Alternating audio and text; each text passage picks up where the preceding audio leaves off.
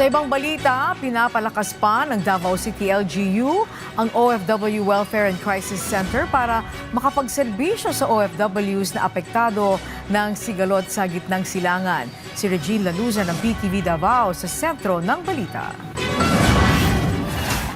Mahigit isang buwan nang may tensyon sa Middle East dahil sa hidwaan ng Amerika, Iran at Israel na nararamdaman na rin sa Davao City.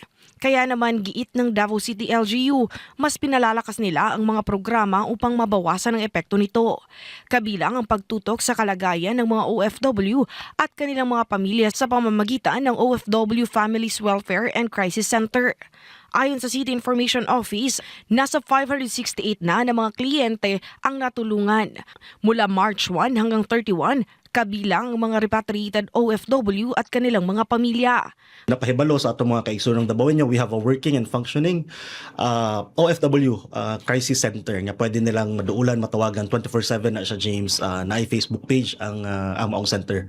So pwede na sila pod mo message dito. Kasama sa tulong ang food packs, psychosocial support at iba pang serbisyo. Samantala, binabantayan din ng LGU ang pagtaas ng presyo ng petrolyo na may domino effect na sa presyo ng mga bilihin. Bukod sa iba't ibang departamento ng Davao City LGU, nakipag-ugnayan din sila sa mga national agency sa rehiyon upang mamonitor ang sitwasyon at makabuo ng solusyon.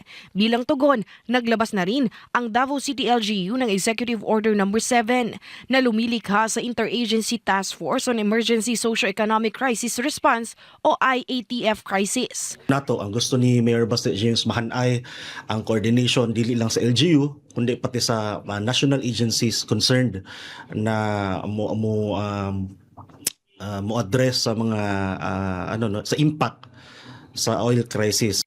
Bukod sa monitoring, pinag-uusapan na rin ng IATF crisis ang mga tulong para sa mga apektadong residente. Mula sa PTV Davao, Regine Lanuza para sa Pambansang TV sa Bagong Pilipinas.